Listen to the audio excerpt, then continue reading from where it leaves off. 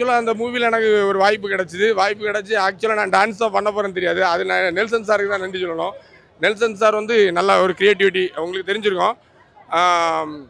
அப்போ நான் என்ன பண்ண போகிறேன்னு எனக்கே தெரியாது. திடீர்னு ஒரு சீக்வன்ஸ் நம்ம என்னன்னாலும் பண்ணணும் அந்த ஒரு மைண்டில் தயாராக இருக்கிறோம். நெல்சன் சார் ஸ்பாட்டில் டிசைன் பண்ணி தான் அந்த ஒரு சாங்ஸ் வச்சு டக்குன்னு எல்லாமே ரெடி பண்ணிட்டாங்க. ரெடி பண்ணும்போது ரஜினி சாரும் அதுக்கு என்ன செய்கிறாங்கன்னா எல்லா கோ ஆர்டிஸ்ட்கிட்டையும் அவங்க என்னென்னா பெரிய ஸ்டார் அந்த மாதிரி இல்லை, நல்லா பண்ணுங்க அவர் என்கரேஜ் பண்ணுறாங்க. அப்போ பக்கத்தில் இருக்கக்கூடிய ஆளுக்கு எப்படி இருக்கும், சரி பக்கா பூஸ்டாக பண்ணணும் அப்படின்னு சொல்லி பண்ணுறதா அந்த சீனு. ஆனால் அந்த சீன் நல்லா ட்ரெண்டிங் ஆகிருக்கும். உங்களுக்கு பூனா பாட்டா போடுறான்னு சொல்லி தக்க அது நல்லா ட்ரெண்டிங் ஆகிருக்கும்.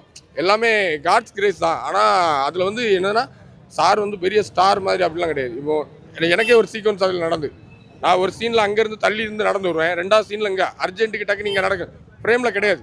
ஆனால் அவர் என்ன சொல்கிறாருன்னா என்ன நீங்கள் அங்கேருந்தே வந்துடுங்க அப்படின்னு.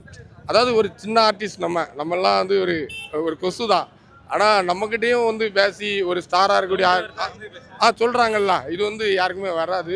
ஆனால் காட்ஸ் கிரேஸ் அவங்களுக்கு கடவுளுக்கு அனுகிரகமும் நிறைய இருந்ததுனால தான் இந்த அளவு வந்திருக்கோன்னு நினைக்கிறேன். 50வது சினிமா ஜேர்னி வந்து ரொம்ப ஹாப்பியாக இருக்குது. இந்த மாதிரி ஒரு இதை நான் யாருமே எதிர்பார்த்துருக்க மாட்டாங்க. இதில் வந்து நான் கலந்துக்கிட்டது வந்து எனக்கு ரொம்ப கடவுள் தந்த ஒரு வரமாக நினைக்கிறேன். ஆக்சுவலாக நான் வந்து எனக்கு விவரம் தெரிஞ்ச வயசில் வந்து பார்த்த படம் அண்ணாமலை படம் எப்படின்னு உங்களுக்கே தெரியும். அது வந்து யாருக்குமே அதாவது ஒரு நல்ல இன்ஸ்பிரேஷனான படம். ஒருத்தர் வந்து கீழேருந்து எப்படி முன்னேறி வரணும், ஒரு உற்சாகத்தில் வரணும்னு ஒரு எடுத்துக்காட்டு உள்ள படம். அந்த படம் தான் எனக்கு வாழ்க்கையிலே முதல்ல கடவுள் தந்த ஒரு இது. அப்புறம் ரஜினி சார் படம் நிறைய பார்த்துருக்கேன். நிறைய பார்த்து நம்ம வந்து அவருக்கு மறைமுகமாகவே அவர் காட் மாதிரி அப்படி.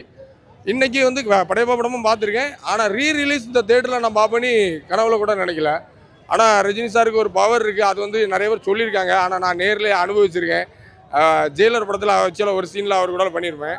அப்போ என்கிட்ட ஒருத்தர் சொன்னார், அவருக்கு பார்வைப்பட்டா நீ எங்கேயோ போயிடும் அப்படின்னு. அடுத்த மாதமே இப்பாபாதி சார் படத்தில் கடைசி உலக போய் ஒரு படத்தில் வில்லனா அவர் என்னை அறிமுகப்படுத்தினார். அதுக்கும் கடவுள் ரீதியாக ரஜினி சாருக்கு நான் நன்றி சொல்கிறேன். ஏன்னா அதுக்கப்புறம் தான் நடந்தது, அதனால சொல்கிறேன். நம்ம 90s 80s காலத்தில் நிறைய பேர் பார்த்துருப்பாங்க. இப்போ 2Kயும் அதை பார்க்கணும்னு நினைக்கிறேன். நல்லா இருக்குது. ஸ்க்ரீன் பை அதாவது ஸ்க்ரீன் பிளே வேறு லெவலில் இருக்குது. சீன் பை சீனாக ஒவ்வொன்றும் செதுக்கியிருக்காங்க. உண்மையாகவே இது திருவிழா. இன்னைக்கு 75th ரஜினி சாருக்கு 75வது பிறந்த நாள் திருவிழா. தலைவர் தான் நிரந்தரம்.